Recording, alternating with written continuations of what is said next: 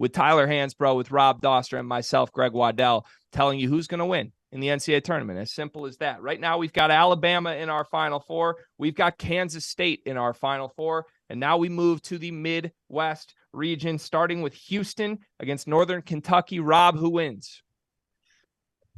Houston. It's a tough pick. I'm with you, Houston. We might be a little burned out from how far we had to push Oral Roberts, guys. Houston moves on. Iowa against Auburn. Rob, give me Auburn in that matchup. It's getting played in Birmingham, which means it's going to be a home game for Auburn. Auburn, when they play from their crowd, at the very least, they play insane. And I don't know if Iowa wants to see insane Auburn. I'm going Iowa. And Chris Murray, I like him. I like Fran McCaffrey. So I want to see him do something crazy. I want to push Iowa through this one. I like Fran McCaffrey until February. And then I don't like Fran McCaffrey anymore. So I'm going to go Auburn. Give me Bruce Pearl. Give me the Tigers. Moving on, Miami against Drake. Norchad Omeir's status up in the air. That's the big question here. We will say there's a video of him walking today. I was pretty excited to see a video of Norchad walking today. He looked pretty good. Rob, who's your pick?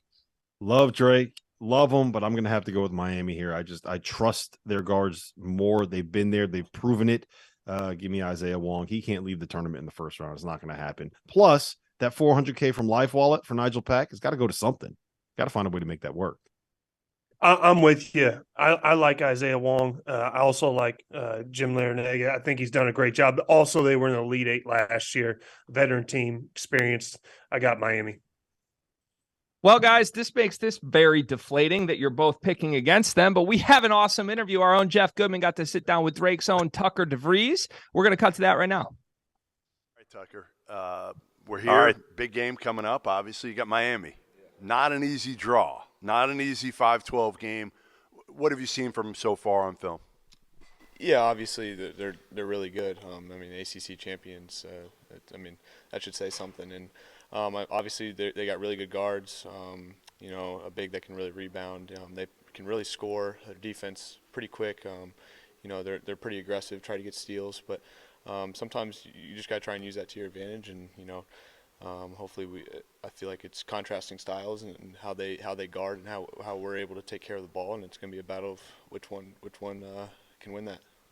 How cool is it for you to be here? I mean, obviously you're a coach's kid. You've grown up in this industry, and to finally be here and to be here with a bunch of guys that did this a couple of years ago. I assume that helps you as well with their experience.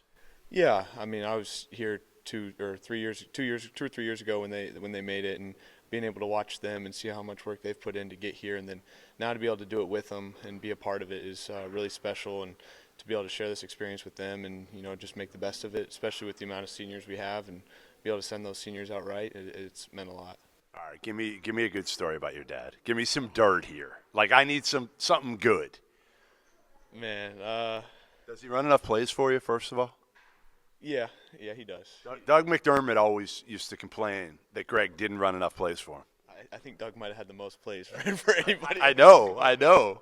But I think probably the best thing I have is before I had played for my dad, he was at, I think, 8th grade. He did he was at a game and got after me after the game, and he had to apologize later. It was so bad. And said he'd never coach me ever, and really, and here we are. So, but it's been good. It's been a lot of fun, being able to do it with him, and I wouldn't want it any other way. What do you call him? Dad or coach? Yo. Yo? Really? You don't? Nothing? Off the court, I'll call him Dad, but it's too weird to call him Coach. I just don't really say a name. I think Doug called him Mac, right? Yeah. Mac's a little. Yeah. Everybody calls Mac though, so it's a little. I don't know. I don't really say Coach or Dad on the court. I just get his attention and ask my questions. Yo, what for you guys? This is obviously a stage for you guys to show how good you are and how good the Valley is and the competition, everything like that. What are you hoping they see from you guys in this game against a Miami team that, a core of it went to the Elite Eight last year? Yeah, obviously we have a really tough opponent, and being able to just kind of show that we can play at this level. We have a very old veteran group that has played a lot of basketball games and has played in a lot of big games, and now we're at the biggest stage, and just being able to kind of show who we are and kind of stay true to ourselves and just kind of let everything take care of itself. And wherever that gets us, I think we'll all be very proud of where we've gotten just by being us. All right, am I allowed to say you can get back to your card game or no? All right. Good luck. Yeah, thank you. Hey guys, just a reminder, our sponsor for today's episode is Run Your Pool. They are hosting the Field of 68 Bracket Challenge. This year, they are giving away $1,500 in free prizes. It's all an incentive for you to get on there and find out just how good their platform is. I've been using them for my bracket pools for years. I've used them for Super Bowl squares. I use them for everything that I need to use them for. The biggest survivor pool that I'm in for both NFL and NCAA tournament is by Run Your Pool. So go check them out. The link's below. Tap in. That was Drake's Tucker DeVries, who calls his dad Yo, which is ironic because that's what I call Rob Doster the 9 times a day that he calls me. Gentlemen, we're right back into our picks in the Midwest. Indiana, Kent State. Rob, who wins? Give me Kent State in the upset 13-4. I love their guards. Sincere Carey, Malik Jacobs. Kevin Sweeney of SI talked me into this one, so I'm going with Kent State. I'm going Indiana. I like Trace Jackson Davis. I think he's too much. Indiana. Yeah, Kevin Sweeney's going to get a personal call from me after the show, and I'm going to tell him how stupid that was. Indiana wins this game. Iowa State, Pitt. Rob, who wins? Give me Iowa State. They've gotten it right since Caleb Grill got the boot from the team. I love the way that they defend. Pitt has never seen that no-middle defense. They're going to have no idea what to do with it. I'm actually going to go Pitt. I like Jamarius Burton. I think he played big. He can hit big shots, and they seem to be rolling. I'm going Pitt. Pitt moves on. Nail biter last night, but they're in. All right, Xavier, Kennesaw State. I think this is Xavier. Any disagreements? Does it matter what I say, or are you just going to go with what Tyler says? Usually what Tyler says, I'll be honest. Give me Xavier. Veto power. Xavier moves on. Texas A&M, Penn State. Rob. Give me Penn State. Booty ball, baby. I don't think Texas A&M is going to be ready for that offense. They've never seen a team that can shoot the way that Penn State can shoot. They've never seen Jalen Pickett. Booty ball. I like Jalen Pickett too. I'm going Penn State. I love the Nittany Lions. I'm glad I don't have to fight you on that. Texas against Colgate. Rob. Bet Colgate first half. Bet Texas second half. Texas advances. Texas, too much firepower. Longhorns. All right, into the round of 32. Houston against Auburn. Rob. Oh, man. Give me Houston. It's going to be tough. It's going to be ugly. I think it's going to end up being a one-possession game, but give me Houston. They're too tough. I'm with you. What was that grunt about? We think Auburn's giving Houston a game? It's a home game. You don't want look, you don't bet against Bruce Pearl when he's playing at home. That's all I'll say. I don't like betting against Bruce Pearl anywhere, but it's Houston. Come on, man. All right, Miami against Indiana. Doster, who you got? Give me Miami. I am not betting against those guards. I'm not betting against that backcourt. I think they're going to find a way to get it done. And here's my hot take. Norchad Omier is going to show up and he's going to have his Willis Reed game coming back, shutting down Trace Jackson Davis. Boom. How about that, Tyler? I'm with you. Indiana has a tendency to no-show sometimes, especially on the road. Miami's experienced. I'm going to go with them. Indiana does have a tendency to no-show. That's been the story of Trace Jackson Davis's career, but they're playing a Miami team that no-showed at home when they had a 21-point lead to clinch the ACC championship this year. Just want to point that out. This could be who is less of a no-show spot. Miami advances, though. Moving on, Pitt against Xavier. Doster, who you got? The battle of Sean Miller, right? The Pitt alum coming back to play him as the Pitt coach. He's going to find a way to get a win. Come on, what are we doing here? Sully Boom's the best player on the floor. Colby Jones is a stud. And Sean Miller, that man can coach. I'm with you. Xavier's moving on. I'm with you. I like Sean Miller as well. Xavier and Sully Boom move on. Penn State against Texas. This is a tough one, gentlemen. Rob.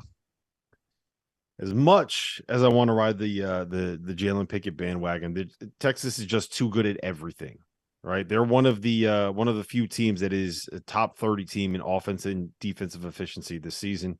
They just I know it's weird to trust Marcus Carr. I trust Marcus Carr. I think they find a way to get it done. I agree. Texas is too big and athletic as well. I think they don't have anything to match their size. I'm rolling Texas. All right, the Longhorns advance, but I am upset about it. I love booty ball. Houston, Miami in the Sweet 16 here. Who wins? Give me the Cougars. Give me Houston. Kelvin Sampson finds a way to advance. Spoiler alert, I have them in the Final Four, so we can just pencil that one in if you do too, Tyler. Yeah, I agree with you, Houston. I hate putting them in there, but yeah, I got to go with it. All right, Houston advances from Miami. I'm not putting them in the Final Four yet because I want the opportunity to fight you if we can get there, Rob. Xavier against Texas. Who's winning this game? I think Rob's going with Texas. Tell me you're not. I am not. I am going with Xavier here. At the end of the day, if all things are equal, I'm going to pick the team that has the better guards. I had Sully Boom as a third-team All-American this year. I think Colby Jones deserved consideration for first-team All-Big East, and I do think that Jack Nungy, one, his size, and two, his ability to step away from the basket and pull the Texas Bigs away from the rim is going to be too much. Give me the Musketeers here, Tyler. I disagree. I'm going Texas. Split the Big 12 title. It's the best conference in the country. They're too big. They're too good. I'm going Texas. We know what the answer here is going to be. Yeah, listen, I'm the tiebreaker, and I have Penn State beating Texas, which means by default I have to have Xavier winning this game. I love Sully Boom. Listen, Rob, I think you said when things are equal, go with the best backcourt. I struggle to find a thing in this game that I would take from Texas over Xavier. I think they have the better front court. I think they have the better backcourt. I think they have the better coach. The only thing that scares me is this is the archetype of teams I fall in love with every year, and they flame out in the tournament. Great offense, non-existent defense, guard I love. That's a recipe for me to fail with my bracket every year, but not until tomorrow, at least. Xavier moves on. Elite Eight, Houston, Xavier. Rob, you wanted Houston in the Final Four. This is your chance to do it. Yeah, they're too physical. They're too physical for Xavier. But I just want to comment real quick on the fact that we had the upset of the century where Greg disagreed with Tyler on a pick. I'm just throwing that out there. It's hard. I'm not gonna. I mean, look, it's Tyler Hansbrough, man. How am I supposed to say no to that face? I'm with you, Houston, man. I don't like putting them there, but they're too strong, too physical, good defensively. Rolling with them. All right, so Houston advances. Just a quick recap of this bracket. Houston defeats Xavier in the Elite Eight. We had Miami and Texas in the Sweet 16. No major upsets in this one. I guess you could consider Penn State and Pitt some upsets there. Tyler, just real quick before we go to break here, you keep saying you don't love putting Houston there. Why don't you love putting Houston there? Well, they play in the American. I don't think they're tested nightly. And, I like the storyline, but, I think if you put a lot of teams from these power conferences in the American, they have a great record as well. I just want to see them, be tested like some of these other teams are in their conferences. That's fair. Rob, do you share that concern or no? Yeah, to a point, but it's also they've done enough in the tournament over the last couple of years where I'm not super concerned about that. And like we know how good Marcus Sasser is, and Jarris Walker is going to end up being a top 10 pick. So like I get it. I think Kelvin said they're just so damn tough, man. Like I think that the toughness is going to be something that translates. Yeah. They've been tough in the tournament the past years, too. If we got a Houston-Texas game, as much as I like picking against Texas in my personal bracket, that would be an incredibly fun game to watch.